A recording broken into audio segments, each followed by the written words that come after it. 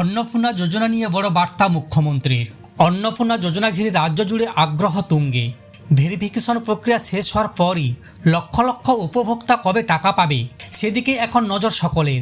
এই পরিস্থিতিতে শুভেন্দু অধিকারী অন্নপূর্ণা যোজনা নিয়ে বার্তা দিয়েছেন।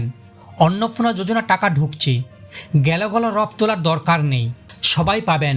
মুখ্যমন্ত্রী বলেন, কাউকে চিন্তা করার কোনো প্রয়োজন নেই। 500 টাকা লক্ষ্মী ভাণ্ডার দিতে গিয়ে 9 মাস সময় লেগেছিল।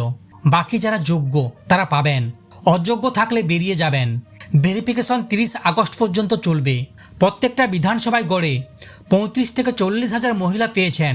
বাকি যদি প্রয়োজন হয় আরও 2000 থেকে 5000 বা 7000 প্রকৃত প্রাপক থেকে থাকেন, প্রত্যেকে পেয়ে যাবেন। সরকারি সূত্রে দাবি, প্রকল্পে কোনো অযোগ্য ব্যক্তি যাতে সুবিধা না পান সেই ক্ষেত্রেই ভেরিফিকেশন প্রক্রিয়ার উপর বিশেষ জোর দেওয়া হচ্ছে। আবেদনকারীদের নথি, পরিচয় এবং অন্যান্য নথিপত্র তথ্য খতিয়ে দেখা হচ্ছে। যাদের তথ্য সঠিক বলে প্রমাণিত হবে তারাই প্রকল্পের সুবিধা পাবেন।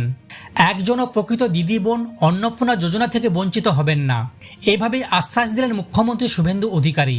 গত শুক্রবার মুর্শিদাবাদের রেজিনগরের সভা থেকে তিনি বলেন, আমাদের বাজেট দেখবেন, আমাদের দিদি মা বোনেদের অন্নপূর্ণার যোজনা আমরা ইতিমধ্যে 1,20,00,000 মা বোন দিদিদের অ্যাকাউন্টে দিয়ে দিয়েছি। এই প্রক্রিয়া 30 আগস্ট পর্যন্ত চলবে। ভেরিফিকেশন হবে, প্রত্যেক যোগ্য প্রাপক পাবেন, অযোগ্যরা বাতিল হবেন। একজন প্রকৃত দিদি বোন অন্নপূর্ণা যোজনা থেকে বঞ্চিত হবেন না। আমরা বর্ণ ধর্ম দলমত নির্বিশেষে 12 লক্ষ মহিলার অ্যাকাউন্টে 3000 টাকা করে 1 জুলাই দিয়েছি। তৃণমূলের আমলে লক্ষ্মী ভাণ্ডারে সাধারণ মহিলাদের জন্য বরাদ্দ ছিল মাসে 1500 টাকা। বিজেপির আমলে এই প্রকল্পের নাম বদলে হয়েছে অন্নপূর্ণা যোজনা। দ্বিগুণ হয়েছে টাকার অঙ্ক। গত 1 জুলাই নেতাজি ইন্ডোরে অনুষ্ঠান থেকে 2 24 পরগনা, কলকাতা, হাওড়া, হুগলির 5 মহিলার হাতে প্রকল্পের শংসাপত্র তুলে দেন মুখ্যমন্ত্রী। ছিলেন অন্যান্য মন্ত্রী ও মুখ্য সচিব। তৃণমূলের জামানায় মহিলাদের চালু হওয়া প্রকল্প লক্ষ্মী ভাণ্ডারের টাকা কিভাবে পুরুষরা পেয়েছিলেন তা এখন সামনে আসছে।